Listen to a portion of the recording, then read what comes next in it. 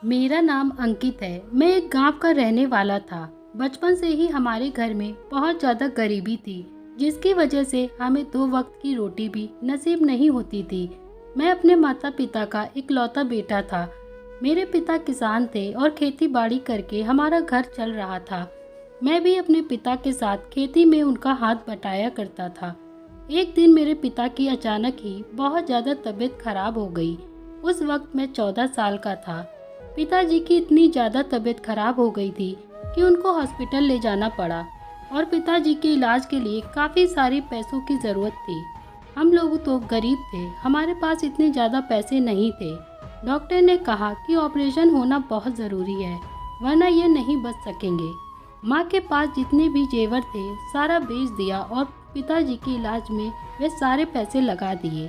लेकिन आखिरकार पिताजी के इलाज के लिए फिर भी पैसे कम ही पड़ गए थे, तो हमने अपना घर भी बेच दिया और पैसे पूरे होने के बाद डॉक्टर को ऑपरेशन के लिए दे दिया।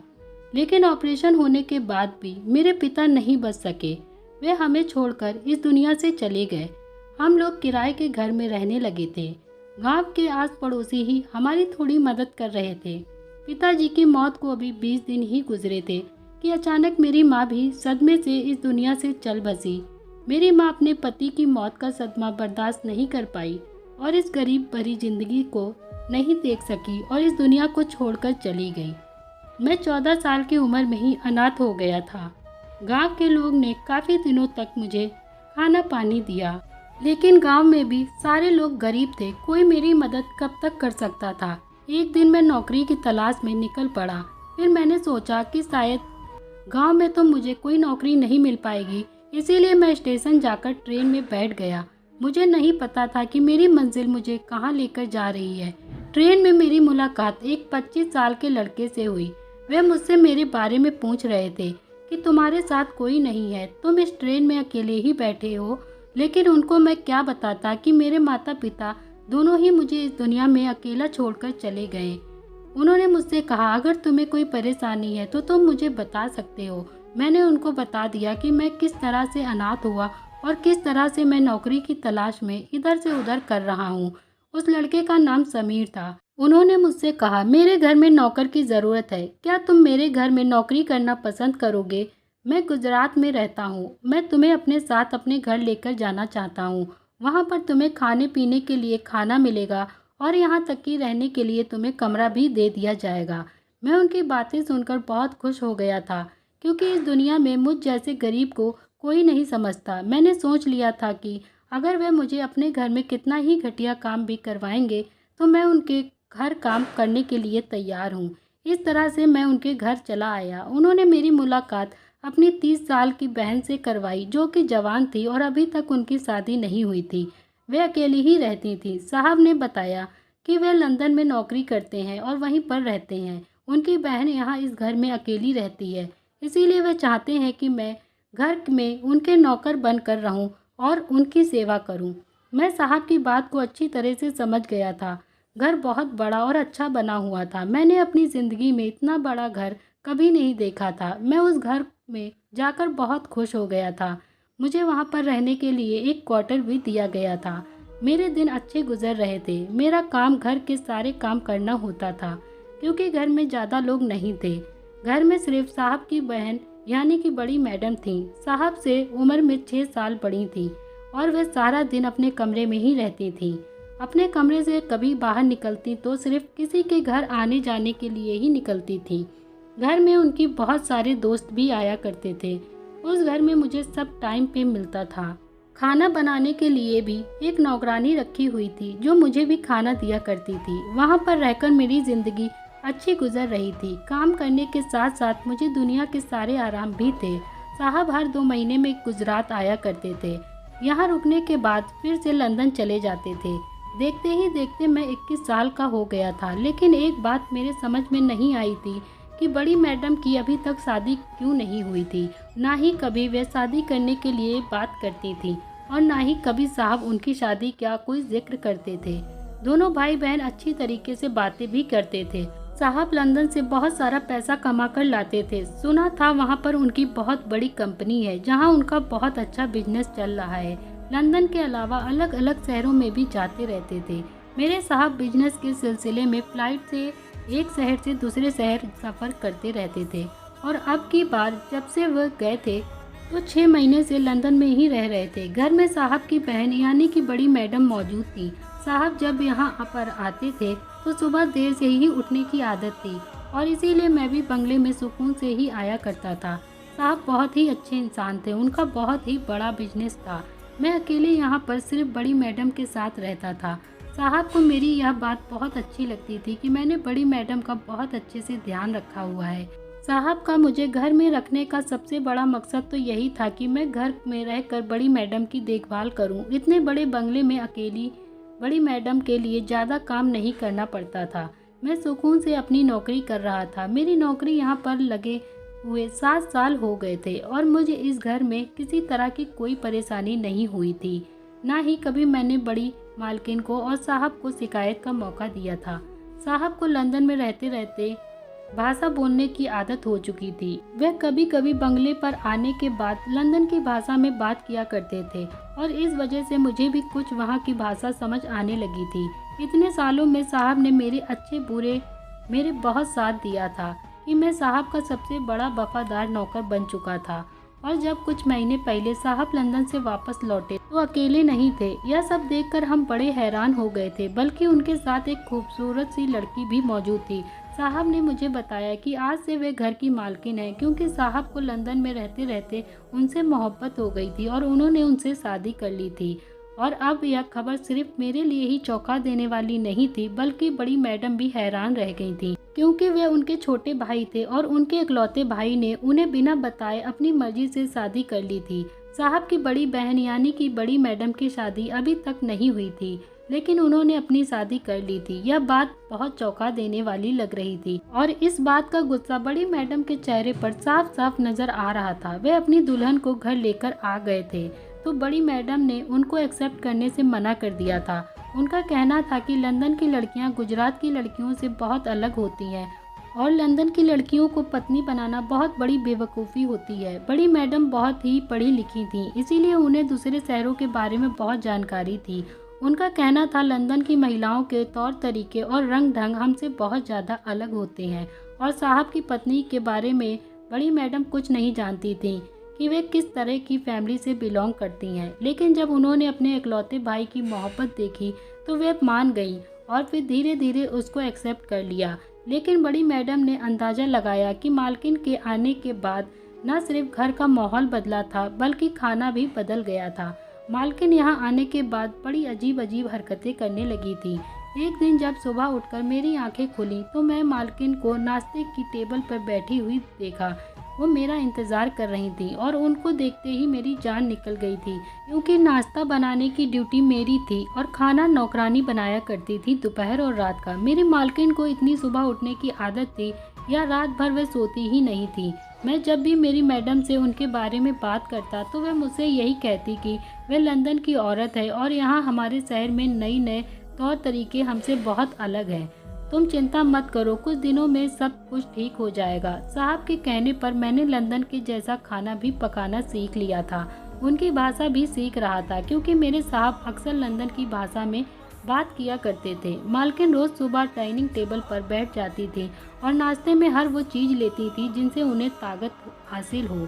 मैंने अपनी ज़िंदगी में इतनी गर्म चीज़ें किसी लड़की को नहीं खाते देखा था और वह अपनी खूबसूरती का भी बहुत ज़्यादा ख्याल रखती थी। जबकि साहब घर पर मौजूद नहीं रहते थे, लेकिन हर टाइम अपने ऊपर परफ्यूम लगाए रखती थी, हमेशा घर में टिप टॉप बनकर घूमती थी।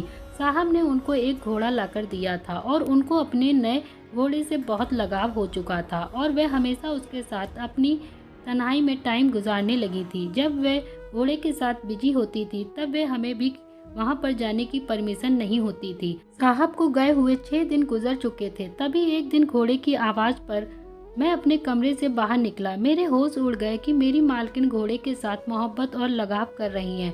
आधी रात को इजहार करते हुए घोड़े के पास बैठी हुई थी। यह सब देखकर मेरी जान निकल गई थी। फिर उसके बाद दोबारा ऐसा ही हुआ। 2 दिन के बाद मुझे फिर से घोड़े की अजीब सी आवाज़ आने लगी। जब मैं अपने कमरे में सोने के लिए लेटा हुआ था कि तभी मुझे घोड़े की आवाज़ आई तो मैं चौंक गया। घोड़ा अपनी जगह पर बिल्कुल ठीक ठाक खड़ा हुआ था और कोई परेशानी नहीं थी। फिर अब ना जाने क्यों इतनी जोर जोर से अपनी आवाज़ में चिल्लाने लगा। मैं अपनी जगह पर ऐसे ही लेटा रहा, लेकिन मुझे जब लगा कि घोड़े की आवाज़ कुछ नॉर्मल नहीं है बल्कि हमेशा से कुछ अलग है, जैसे उसे बड़ी परेशानी हो रही हो, तो मुझसे नहीं रहा गया। उसकी देखभाल मेरी जिम्मेदारी में नहीं थी, लेकिन मैं जानवरों के मामले में बहुत ज़्यादा इंटरेस्टेड था, इसीलिए इतनी रात को अपना बिस्तर छोड़कर बाहर निकला। बाहर आने के बाद बहुत ज़्यादा ठंड थी, शायद उसको भी कोई तकलीफ हो रही थी। जैसे ही मैं तबेले में गया, वहाँ पहुँचा तो वहाँ का नज़ारा देखकर मेरी आंखें फटी की फटी रह गईं। मुझे अपनी आंखों पर विश्वास नहीं आया। मेरी मालकिन आज भी घोड़े के साथ बड़ी अजीब अजीब सी हरकतें कर रही थी। मुझे बहुत ही शर्म आने लगी थी। ऐसा लग रहा था जैसे मालकिन नींद में हो और बिस्तर से उठकर यहाँ पर चली आई हो।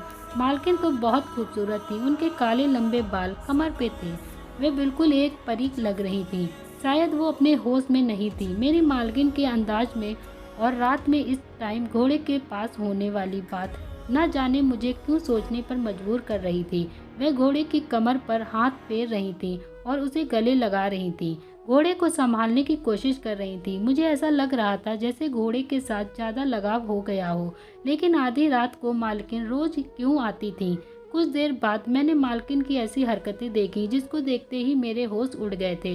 मालकिन ने घोड़े के जवान अपने पेट पर लगवाई और पेट चटवाने के बाद उसकी टांगों के पास बैठ गई। मैं वहां पर खड़ा हुआ यही सोच रहा था कि यह सब कुछ क्या हो रहा है। अभी 2 दिन पहले ही मालकिन को हरकतें करते हुए देखा था और आज फिर उनकी टांगों के बीच बैठी हुई है। मैं सोच भी नहीं सकता था कि मेरी नई नवेली मालकिन ऐसी हरकत भी कर सकती। जो कुछ मैं दोनों आंखों से देख रहा था उसके आगे कुछ भी देखने की मुझमें हिम्मत नहीं थी और उसके बाद मैं अपनी जगह पर आकर वापस लेट गया। मगर यह सब सोच सोच कर मुझे नींद नहीं आ रही थी, क्योंकि मेरे दिमाग में मालकिन की वह सारी हरकतें घूम रही थी। जितना कुछ मुझे समझ आ रहा था वह मेरे बर्दाश्त से बाहर था। मेरी मालकिन आधी रात को नहीं, मुझे अपने दिमाग में ऐसी बातें नहीं लानी चाहिए। मालकिन रात को बड़े छोटे छोटे से कपड़े पहनती थी जिन्हें देखकर मुझे भी शर्म आती थी। मालकिन तो साहब ना मौजूदगी में भी अपने घोड़े के साथ ही मेरे दिल में बड़े गंदे गंदे ख्याल आ रहे थे। फिलहाल यही सब सोचते सोचते ही मुझे नींद आ गई थी। उसके बाद जब मेरी आँख खुली तो मैं अपने काम में बिजी हो गया था और फिर मैंने सोच लिया साहब को इस बारे में ज़रूर बताऊंगा, क्योंकि उनसे ज़्यादा दिन तक इस बात को छुपाना मेरी वफादारी के ऊपर धब्बा था। फिर अभी हल्की सी आवाज़ आती मैं अपने क्वार्टर से निकला और धीरे धीरे तबेले के पास पहुंच गया। मेरी मालकिन घोड़े के पास ही खड़ी हुई थी और शायद उसके कान में कुछ कह रही थी। ऐसा लग रहा था वो भी मालकिन की बातें समझ रहा था। घोड़े ने अचानक से मालकिन का मुंह चूमने लगा। मालकिन ने पूरी तरह से घोड़े को मोहब्बत और जज्बात पर काबू कर लिया था। धीरे धीरे उसको सहला रही थी और फिर से उसके कदमों के पास बैठ गई। यह सब देखकर मेरे सांसें सीने में लटकने लगी। आगे का नज़ारा देखकर मेरे पैरों तले जमीन ने खिसक गई। आज की रात मैंने सब कुछ अपनी आंखों से देख लिया था। मुझे समझ आ रही थी मालकिन की सारी हरकत। फिर दूसरे ही दिन साहब घर पर आए। मैंने साहब को सब बता दिया। फिर साहब को यकीन नहीं हुआ ऐसा हो सकता है। साहब ने मालकिन से कहा कि मैं बाहर जा रहा हूँ, जल्दी आ जाऊँगा। साहब की बात सुनकर मालकिन थोड़ी देर के लिए खामोश हो गई और फिर थोड़ी देर बाद कहने लगी कि ठीक है, जल्दी घर आ जाना, मुझे तुम्हारी याद आती है। यह बात सुनकर थोड़ी देर के लिए साहब भी उदास हो गए थे। रात का अंधेरा होने से पहले ही वे घर से निकल गए और पीछे से घूमकर मेरे कमरे में बैठे थे। जब मैं रात को अपने क्वार्टर में पहुंचा तो साहब को देखकर हैरान रह गया और फिर जब आधी रात हुई तो उन्होंने सब कुछ अपनी आंखों से देख लिया कि किस तरह से मालकिन घोड़े के करीब बैठी हुई थी। साहब को तो यह सब कुछ देखकर यकीन भी नहीं हो रहा था कि उनकी पत्नी ऐसा भी कुछ कर सकती है। साहब मालकिन के पास पहुंच गए। उनको देखकर मालकिन डर गई। साहब ने गुस्से में मालकिन से सवाल करना शुरू कर दिया तो उनकी बोलती ही बंद हो गई थी। साहब का गुस्सा हद से ज्यादा बढ़ गया था। मालकिन रोने लगी और सच्चाई बताई, जिसे सुनकर मेरे और साहब दोनों के ही होश उड़ गए थे। पहले तो काफी देर तक मालकिन रोती रही। उसके बाद मालकिन ने रोते हुए बताया कि जब शादी करके साहब के साथ आई थी उन्हें यह के बारे में कुछ नहीं पता था और ना ही शहर की संस्कृति के बारे में पता था, इसीलिए वे बहुत ज़्यादा परेशान रहने लगी थी और साहब भी उन्हें छोड़कर बिजनेस के सिलसिले में हर महीने ही शहर से जाने लगे थे। साहब उनके साथ कम टाइम स्पेंड करते थे। मालकिन ने बताया कि एक दिन बड़ी मैडम ने मालकिन को अपने कमरे में बुला लिया और मालकिन ने उसके बाद साहब की तरफ देखते हुए कहा कि आपकी बहन का कहना है कि आपका पहले बहुत लड़कियों से अफेयर रह चुका था और अभी भी आप जब भी दूसरे शहर जाते हैं वहाँ पर किसी न किसी लड़की को अपना दोस्त बना लेते हो। आपकी बहन मुझे बता रही थी कि अगर जल्द से जल्द आपको बच्चे की खुशी नहीं दिखाई तो आप मुझे कभी भी छोड़ सकते हो, इसीलिए जल्दी आपको बच्चे की खुशी दे दी जाए ताकि वह बच्चे आपके पैरों की जंजीर बन जाएं और आपको कभी भी किसी औरत की तरफ नज़र नहीं डालें। यह सब से मैं परेशान हो गई थी क्योंकि मैंने घर वालों के खिलाफ जाकर तुमसे शादी करी थी और अगर ऐसे में तुमने भी मेरा साथ धोखा किया तो मैं बेसहारा हो जाऊंगी। यही सोचकर जब मैं परेशान हुई तो मुझे आपकी बड़ी बहन ने बताया कि पुराने टोटकों के बारे में पता है जिनको करने के बाद हर पत्नी अपने पति को अपने बस में कर सकती है। उन्होंने मुझे उपाय दिया कि अगर तुम किसी घोड़े के साथ प्यार और मोहब्बत और उसकी टांगों के बीच के बाल काटकर अपने दुपट्टे के पल्लू में बांध लिया करोगी तो जल्द ही तुम्हारे घर में बच्चा हो जाएगा। इसका मतलब यही था कि मालकिन बड़ी मैडम की बात सुनकर उन्हें ऐसा लगा इस तरह करने से साहब को अपने काबू में कर लेंगी और इस तरह से साहब कभी भी मालकिन को छोड़कर नहीं जाएंगे। इसका मतलब कि उन्होंने बड़ी मैडम के कहने पर ही सब किया था और बड़ी मैडम ने साहब से झूठी बातें कही थी। लंदन की लड़कियां घोड़े के बिना नहीं रह सकती और मालकिन अपनी नंद के बातों में आकर घोड़े के साथ टाइम गुजारने लगी थी, बल्कि उसकी टांगों के बीच के बालों को काटकर अपने दुपट्टे के पल्लू में भी बांध लिया करती थी। तो दोस्तों, आपको कभी भी किसी की बात में आके कुछ गलत काम नहीं करना है। अगर आपको ये वीडियो पसंद आई हो तो प्लीज़ चैनल को लाइक शेयर सब्सक्राइब करके सपोर्ट जरूर करें। Thank you.